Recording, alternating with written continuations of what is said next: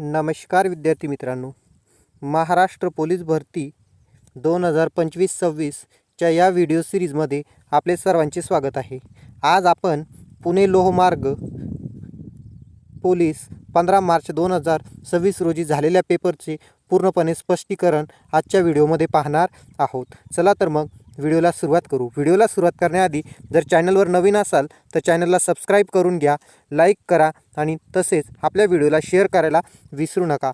चला तर मग आपण आजच्या प्रश्नांना सुरुवात करू। प्रश्न क्रमांक 1 आहे 15% ऑफ x बरोबर 45 तर x बरोबर किती। तर बघा याचं समीकरण अशा पद्धतीने मांडलं जाईल। 15% टक्के म्हणून छेदामध्ये येतील 100 ऑफ आहे म्हणून गुणाकार आणि x बरोबर 45। याची क्रिया करून घेऊ आता आपण। तर बघा x बरोबर 45 गुणिला याचा व्यस्त होईल आता, म्हणजे 100 छेदामध्ये 45, 100 छेदामध्ये 15, 15 एक 15, 15 त्रिक 45 आणि 3 गुणिला 100 जर केला तर x बरोबर येते 300। मग एक्सची किंमत किती आहे तर 300, म्हणजे पर्याय क्रमांक 2 आपल्या प्रश्नाचं योग्य उत्तर होईल। प्रश्न क्रमांक 2 मध्ये आपल्याला सांगितलेले एक वस्तू 20% वाढवून नंतर 20% कमी केली, तर मग वस्तूची किंमत मानून घेऊ आपण। वस्तूची किंमत मानली आपण 100, वस्तूची किंमत किती मानली आपण 100 रुपये त्या वस्तूची किंमत मानली, म्हणून आपण घेतलं 100 गुणिला सुरुवातीला वाढ होते म्हणून 100 मध्ये प्लस करून लिहू, म्हणजे 120 छेदामध्ये 100 आणि बघा नंतर वस्तूच्या किमतीत घट होते म्हणून 100 मधून मायनस करून लिहू, 100 मधून मायनस केले 20 तर 80 उरतात, छेदामध्ये उरतात 100। बघा हा 100 कॅन्सल, हा 1 हा 2 हा 1 हा 2 कॅन्सल आणि 12 8 96, 12 8 किती तर 96। बघा गुंतवणूक आपली किती होती 100%, गुंतवणूक किती होती 100% आणि मिळाली किती टक्के आपल्याला 96%, म्हणजे कळतंय आपल्याला 4% काय झाला इथं तोटा झाला, 4% काय झालेला आहे तोटा झालेला आहे, म्हणजे या प्रश्नाचं पर्याय क्रमांक 4 हे योग्य उत्तर होतं। चला नेक्स्ट प्रश्न बघू। नेक्स्ट प्रश्न बघा प्रश्न क्रमांक 3, याची मांडणी होईल बघा या पद्धतीची। 2/3 बरोबर x भागिला 18 बरोबर, तर x तर काही जागा सोडणार नाही, तर मग म्हणून आपण असं लिहिलं ना याला 2/3 बरोबर x। आता हा 18 इकडे छेदात होता, याला गुणाकारामध्ये येईल ऑटोमॅटिक। 3 एक 3, 3 सक 18 आणि साइन 2 12, म्हणजे x बरोबर किती आले तर x बरोबर आले 12, पर्याय क्रमांक 2। चला नेक्स्ट प्रश्न आहे आपला प्रश्न क्रमांक 4। आता यांची सर्वांची आपल्याला बेरीज करावं लागणार, कारण की प्रश्न काय सांगतोय 25 30 35 आणि 40 यांची सरासरी किती। सरासरीचं सूत्र काय, एकूण संख्यांची बेरीज भागिले एकूण संख्या। मग आपण एकूण संख्येची बेरीज करून घेऊ, मग संख्या उभ्या पद्धतीमध्ये मांडून घ्या पहिले बेरीज करण्यासाठी। बघा 25 30 35 आणि 40, 5 आणि 5 10, 10 शिल्लक शून्याचा चाला 1, बघा 3 आणि 2 5, 5 आणि 3 8, 8 आणि 4 12, 12 आणि हातचा 1 13, म्हणजे बेरीज आली 130। 130 भागिले एकूण संख्या किती आहे 1 2 3 आणि 4 भागिले 4, 4 एक 4, 4 त्रिक 12, बाकी किती उरला तर 1 उरला, मग 4 दुने 8, बाकी उरले 2, दिला पॉईंट झाले 20, 4 पंच 20, म्हणजे 32.5 आपल्या प्रश्नाचं योग्य उत्तर आहे, म्हणजे पर्याय क्रमांक 4। चला नेक्स्ट बघू। नेक्स्ट आहे बघा प्रश्न क्रमांक 5। 75 0.75 चे दशांश अपूर्णांकामधून व्यवहारी अपूर्णांकामध्ये रूपांतर करायचं आहे। कशामध्ये अपूर्णांकामध्ये रूपांतर करायचं आहे, कोणता हा तर दशांश अपूर्णांक आहे, याचं रूपांतर आपल्याला व्यवहारीमध्ये करायचं आहे। मग याच्या छेदामध्ये काहीच नाही म्हणल्यावर कोण आहेत 1 आहेत, मग आता हे पॉईंट घालवण्यासाठी काय करायचं आहे बघा, हे लिहायचे 75 आणि पॉईंट नंतर किती 2 संख्या आहे म्हणून 1 वरती 2 शून्य ठेवून द्यायचे आणि याला संक्षिप्त करून घ्यायचे। 25 त्रिक 75 आणि 25 चोक 100, म्हणजे 3 छेदामध्ये 4 याचं अपूर्णांकामध्ये रूपांतर होईल, म्हणजे पर्याय क्रमांक किती तर 3 या प्रश्नाचं योग्य उत्तर होईल। प्रश्न क्रमांक 6, खरेदी किंमत 800 रुपये, विक्री किंमत 920 रुपये, तर नफ्याची टक्केवारी किती। मग आपल्याला टक्क्यात नफा विचारला आहे, मग सूत्र काय असेल टक्क्यात नफा काढायचं, तर बघा प्रत्यक्ष नफा गुणिला 100 छेदामध्ये खरेदी किंमत, छेदामध्ये कोणती किंमत, तर खरेदी किंमत. संख्या टाकून घेऊ. प्रत्यक्ष नफा म्हणजे या दोघांमधला फरक. दोघांमधला फरक कितीचा आहे, तर 120चा आहे. 120 गुणिला 100 आणि छेदामध्ये खरेदी किंमत म्हणजे 800, म्हणजे 800. काटाकाटी करून घेऊ. 800, 1 2 1 2 0 0 कॅन्सल. 4 1 4 4 2 8 4 त्रिक 12 आणि हा 1 0. 3 1 3 3 1 3 बाकी उरला 1. 3 5 15 म्हणजे किती टक्के, तर 15%. म्हणजे योग्य उत्तर आहेत पर्याय क्रमांक 3. नेक्स्ट प्रश्न बघू. नेक्स्ट प्रश्न आहे प्रश्न क्रमांक 7. आता हे 18 आणि 24चा लसावी काढायला सांगितलेला आहेत. मग बघा 18 आणि 24 यांना दोघांना भाग जाणारी गणितामधली संख्या आहेत बघा 6. 6 1 6 6 त्रिक 18 आणि 6 चोक 24 आणि सर्वांचा गुणाकार म्हणजे लसावी. बघा मग 3 चोक 12 आणि 12 सक 72 म्हणजे पर्याय क्रमांक 2 आपल्या प्रश्नाचं योग्य उत्तर होईल. मग 27चं घनमूळ किती, तर 27चं घनमूळ 3.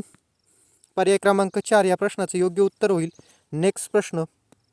चौरसाची बाजू 12 सेंटीमीटर असल्यास चौरसाचे क्षेत्रफळ किती.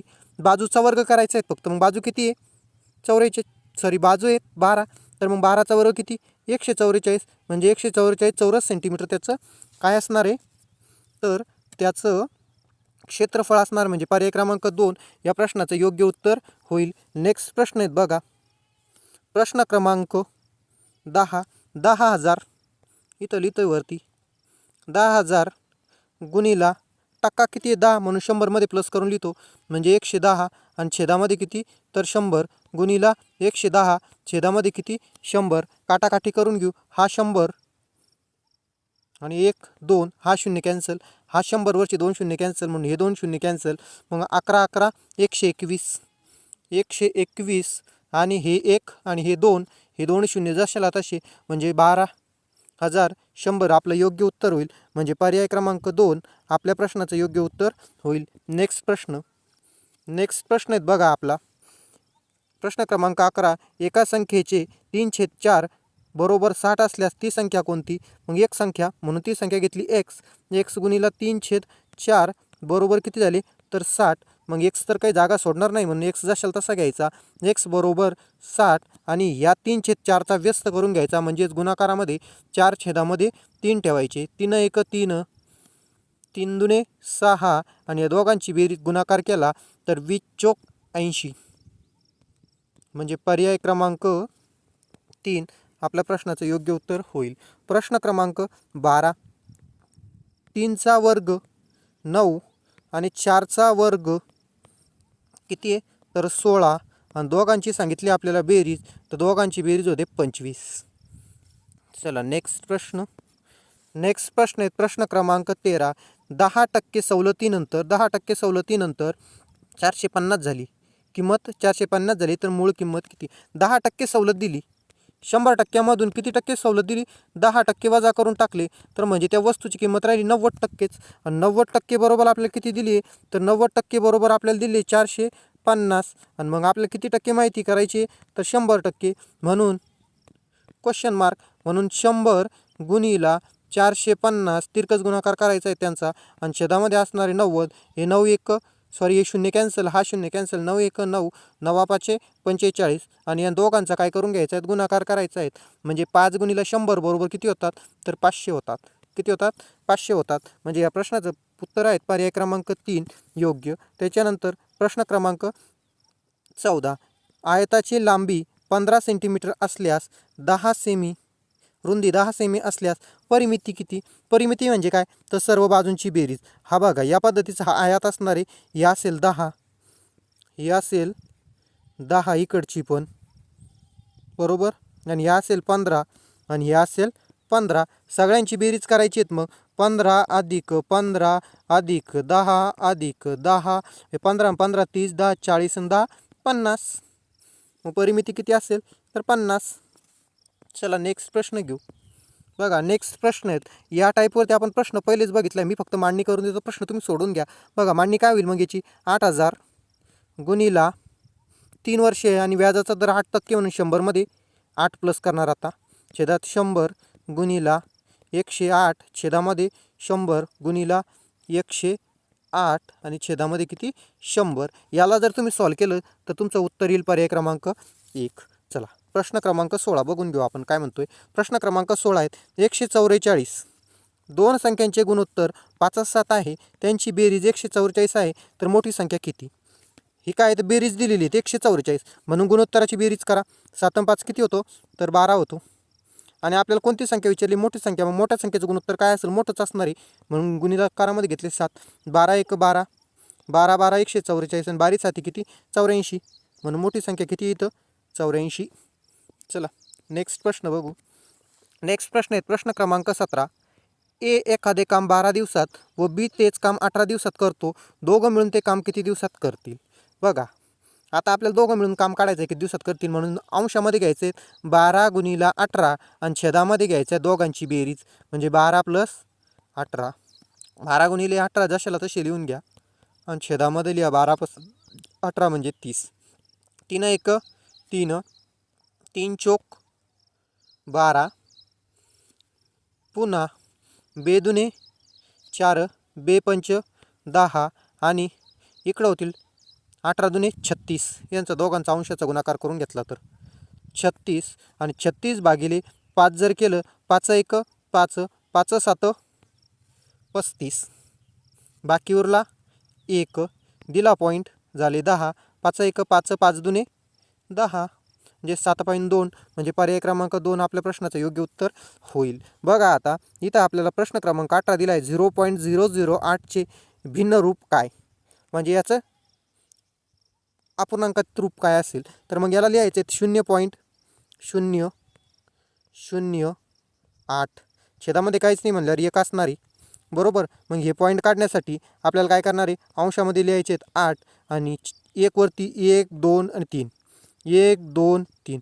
याला जर तुम्ही संक्षिप्त केलं तर तुम्हाला उत्तर काय मिळणार आहे तर उत्तर मिळेल पर्याय क्रमांक 1. उत्तर काय मिळेल पर्याय क्रमांक 1 या प्रश्नाचं योग्य उत्तर होईल. तुम्ही हा अपूर्णांक संक्षिप्त करून घ्यायचा आहे. तर चला नेक्स्ट प्रश्न बघू. नेक्स्ट प्रश्न आहेत प्रश्न क्रमांक 19. एका संख्येचे 60% भाग हा 150 आहे तर ती संख्या कोणती. एका संख्येचा किती टक्के भाग 60% भाग किती आहे 150. तर मग त्याचा पूर्ण भाग किती टक्के असेल 100% असेल. पूर्ण भाग किती टक्के असेल 100% असेल. मग तो किती तर यांचा तिरकस गुणाकार करून घ्यायचा आहे दोघायचा. मग करून घ्या तिरकस गुणाकार. तर बघा 100 गुणिला 150 छेदामध्ये 60 हा एक 0 हा एक 0 कॅन्सल. 3 5 15 3 दुने 6 बे 1 बे बे पंच 10 आणि 5 5 25 आणि 1 0 म्हणजे 250 250. पर्याय क्रमांक 3 आपल्या प्रश्नाचं योग्य उत्तर होईल. त्याच्यानंतर प्रश्न क्रमांक 20 आहेत. आपल्याला इथं आता काय काढायला सांगितलं आहे तर या प्रश्नामध्ये 24 36 आणि 54 यांचा काढायला सांगितलं आहे मसावी. 24 36 आणि 54 मसावी म्हणजे सर्वांना भाग जाणारी संख्या शोधायची. सर्वांना भाग जाणारी संख्या आहेत 6 6 चौक 24 6 6 36 6 9 54. सर्वांना भाग जाणारी गणितामध्ये एकमेव संख्या कोणती आहे तर ती कोणतीच नाही म्हणून यांचा मसावी होणार 6 म्हणजे पर्याय क्रमांक 1 आपल्या प्रश्नाचं योग्य उत्तर होईल. नेक्स्ट प्रश्न बघू. नेक्स्ट प्रश्न आहेत बघा प्रश्न क्रमांक 21. आता आपल्याला सगळ्यांचे गण दिले. गण तुमच्या पाठात पाहिजे. 3चा गण किती तर 27 बेरीज कर नाही म्हणून सगळ्याची बेरीज खाली एक लिहितोय. 4चा घन 64 आणि 5चा घन 125 झाले सगळ्याचे घन लिहून. मग घ्या बेरीज करून आता 7 आणि 5 12 12 आणि 4 16 16 6चा हातचाला 1 6 आणि 2 8 8 आणि 2 10 10 आणि 1 11 11 हातचाला 1 पुन्हा 1 आणि 1 2 216 म्हणजे पर्याय क्रमांक 2 आपल्या प्रश्नाचं योग्य उत्तर होईल. प्रश्न क्रमांक 22. प्रश्न क्रमांक 22 काय. एका मिश्रणात दूध व पाणी यांचे प्रमाण 7:3 आहे. 20 लिटर मिश्रणात किती लिटर पाणी असेल. मिश्रण किती रे टोटल 20 लिटर. आपल्याला कोण विचारलंय पाणी विचारलंय. मग पाण्याशी संबंधित गुणोत्तर कोणतं 3. आणि आता छेदामध्ये या प्रमाणाचा काय करून घ्यायचं आहे तर बेरीज करून घ्यायची या प्रमाणाची. म्हणजे 7 आणि 3 किती तर 10 10 1 10 10 दुने किती 20 आणि बेत्रिक किती 6 म्हणजे 6 लिटर काय असणार तिथं पाणी असणार आहे. म्हणजे पर्याय क्रमांक 3 आपल्या प्रश्नाचं योग्य उत्तर होईल. चला नेक्स्ट प्रश्न बघू. प्रश्न क्रमांक 23.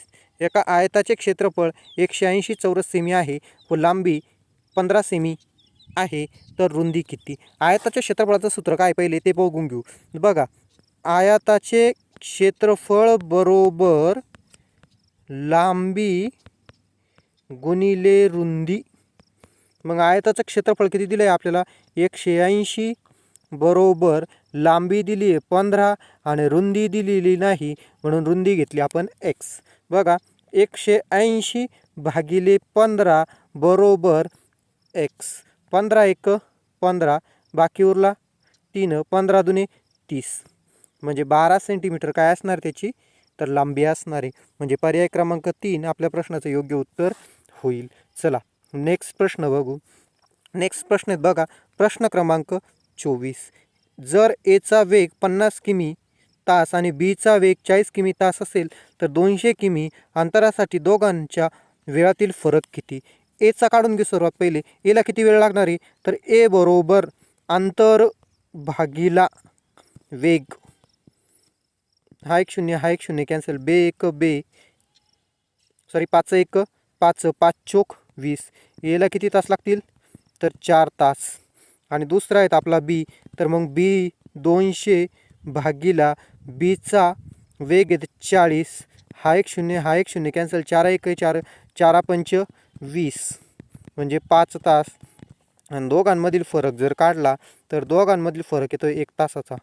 किती तास तर 1 तास दोघांमधील फरक येतोय. म्हणजे आपल्या प्रश्नाचं योग्य उत्तर होतं पर्याय क्रमांक 1.